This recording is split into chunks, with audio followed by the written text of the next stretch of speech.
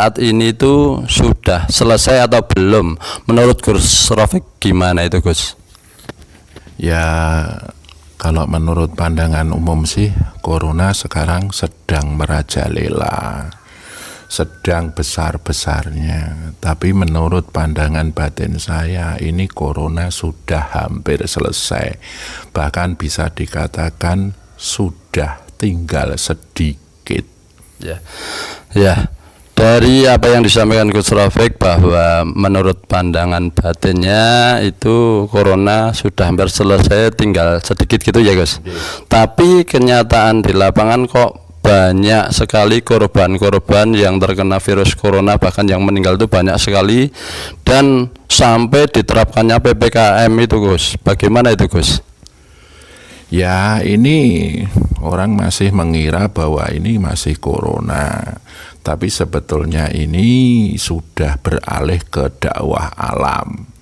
Sekarang matahari pun sudah ikut berdakwah, karena matahari ini sudah di posisi terjauh dengan bumi.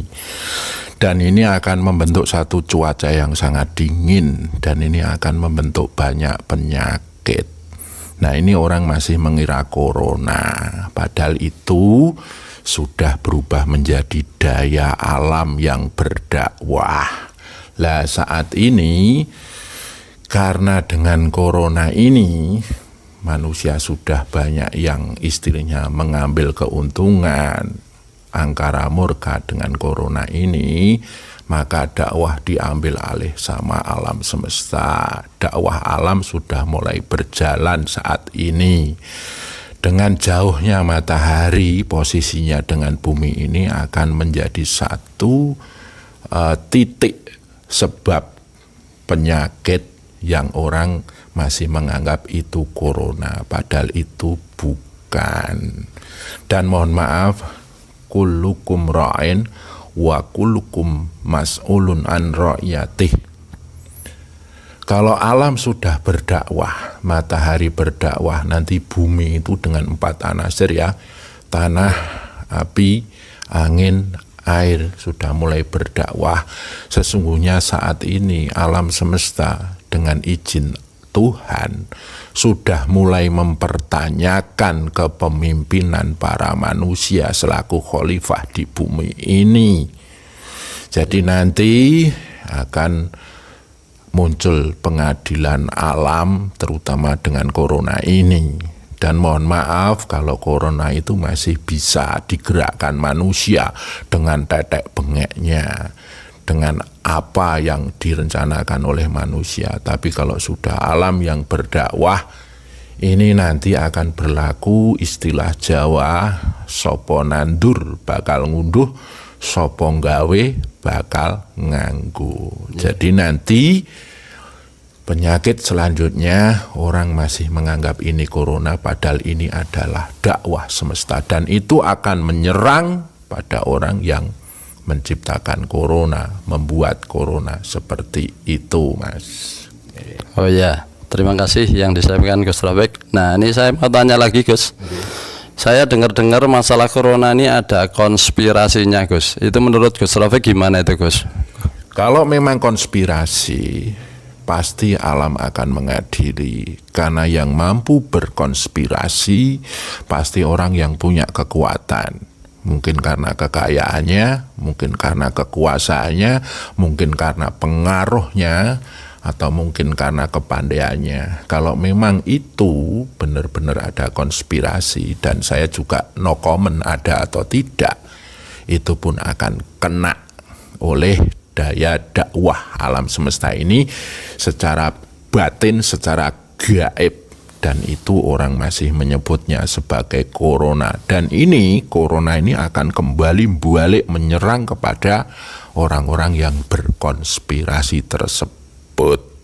Jadi ini sebetulnya berita bagus buat rakyat-rakyat Indonesia, rakyat Nusantara yang selama ini dirundung oleh keresahan, kegalauan, kepedihan, kesedihan, merasa istilahnya terhimpit, sulit. Ini berita bagus, karena mohon maaf, corona ini akan berakhir di ditandai dengan berakhirnya para pembuatnya, para penyebarnya, para orang-orang yang bikin konspirasi tersebut, seandainya ada konspirasi seperti itu. Tapi yang jelas corona ini menurut pandangan batin saya ini ada satu istilahnya kekuatan manusia yang menggerakkan. Lah ini akan dilawan oleh kekuatan alam dan corona itu akan menyerang pada orang yang menggerakkan corona ini. Tuh. Jadi campur tangan manusia dengan corona ini akan dihentikan oleh alam semesta dengan menghabiskan orang-orang yang menggerakkan corona ini, yang memunculkan corona ini. Jadi mohon maaf, ini justru berita bagus. Kedepannya sampai akan tahu banyak orang yang meninggal justru orang-orang yang tahu dan paham tentang corona ini, tapi mereka pura-pura tidak paham seperti itu. Tapi kalau seandainya nanti corona kok menyerang juga pada orang-orang yang baik, orang yang tidak tahu apa-apa, ya itu memang semua manusia akan mati. Lah itu berhubungan dengan takdir Tuhan.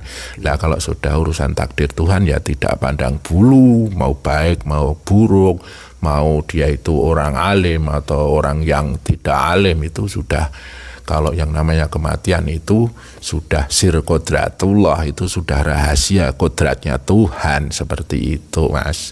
Ini berita bagus, corona sudah hampir selesai. Selesainya corona itu pasti selesainya para penggerak corona. Lah, siapa penggerak corona ini?